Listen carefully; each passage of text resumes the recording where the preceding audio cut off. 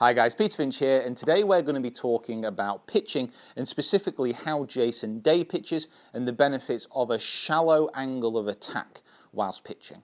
Now, if you've not seen Jason Day actually pitching, he's quite unusual in respects that out of all the top professionals in the game, he by far has what you would call the shallowest angle of attack when he is pitching.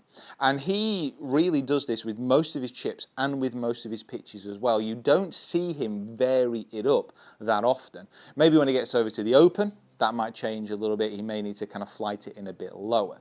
But what is the difference, first of all, between a shallow angle of attack while pitching and a steep angle of attack whilst pitching? Or, all the ones in between. Now, generally speaking, a shallow angle of attack when pitching is all about presenting the maximum amount of loft to the ball and using more of the bounce on the bottom of the club. Whilst a steeper angle of attack is more about striking down, hitting the ball first and then the turf, taking a little bit of a divot. The ball flight will be lower, but generally it will come off with still quite a lot of spin, but you generally get that kind of pitch check and then that little bit of rip back. There's a difference in the flight. The shallow angle of attack normally hits the ball higher, while the steeper angle of attack hits it a little bit lower because of the changes in loft. So, what are the two examples that we can use? Well, I think if we say get a bit of a video of Jordan Spieth or someone like that actually pitching. There are countless different examples of this.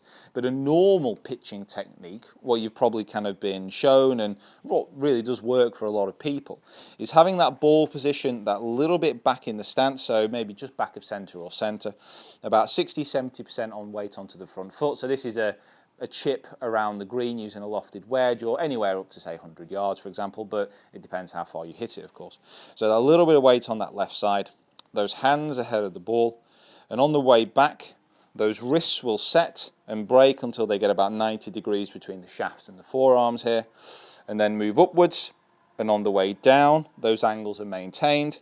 Those hands return quite a long way ahead of the ball, hitting the ball first and then the turf and taking up quite a large divot. So in reality, what that looks like, hopefully a decent one. I've just got a small kind of target out here about 25 yards. So that wrist set, down onto the ball first and then the turf. Pretty good example, really. Skipped out, bounced, and then had that little bit of grab on the second bounce. Now, that is a perfectly good way of pitching. There's nothing wrong with that. I've kind of taught people to pitch that way as well. But it's always good to have a variety in your short game, a variety in the way you pitch the ball and a variety in the different spins that you can actually put on the shot. So when you have a look at Jason Day's chipping technique or pitching technique, there's something which is noticeably different. So he gets set up, and again, it does vary on the different type of shot he's going to play, but if I'm talking about a general pitch to a flag, maybe a little bit of rough around where he's carrying it up, not a chip and run shot. So he's getting set up, ball position again quite central, weight very even, so it's not on the left side too much. Weight is very, very even.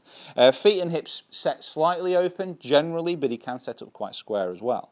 And on the takeaway, what Day will do, he'll get his hands quite level with the ball, not leaning massively ahead. His hands quite level, maybe slightly ahead, but not too much. And then on the takeaway, he'll have very, very, very little wrist set.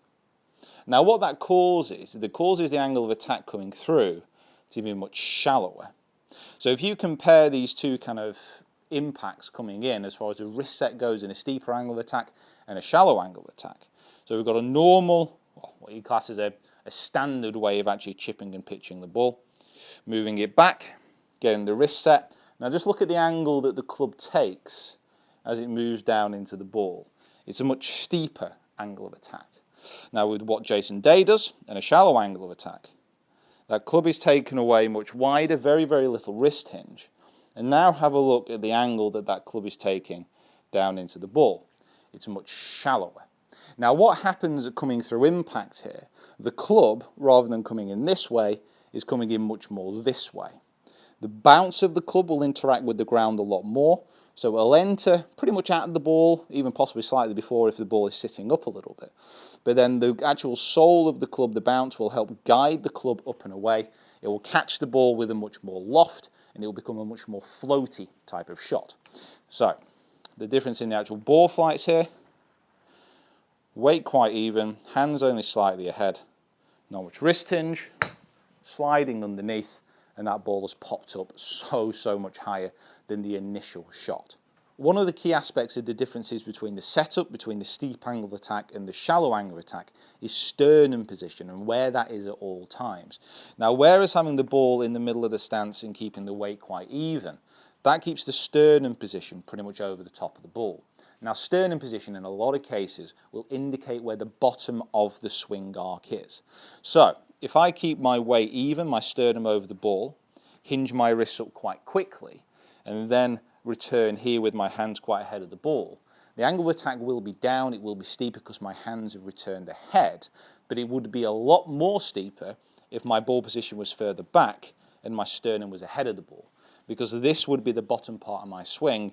Coupled that with a very steep angle of attack, this ball would squirt out super low.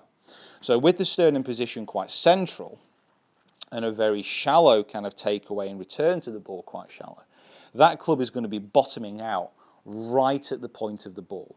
And that is why you see a lot of people with shallow angles of attack not take much of a divot, because it is more of a slide along the surface as that bounce interacts with the ball. Now, there are different benefits to the two. There are different benefits to the two. What I would suggest, and this is not a one is better than the other, because you have a look at someone like, there's so many countless examples really. If you have a look at a Woods kind of pitch shot when he's really trying to get some spin after it, some of the pitch shots he hits massive divots. Mickelson's another great example. But both those players and Jason Day have the ability to switch between that steep angle of attack, that shallow angle of attack, and cause totally different ball flights on the shot. So, let me know what you think. Please comment in the box below, as always. Have you tried either of these kind of techniques, and would you like more information on these techniques as well? Let me know. So comment in the box below, subscribe to the channel, follow me on my other social media platforms as well. I will see you down here next time.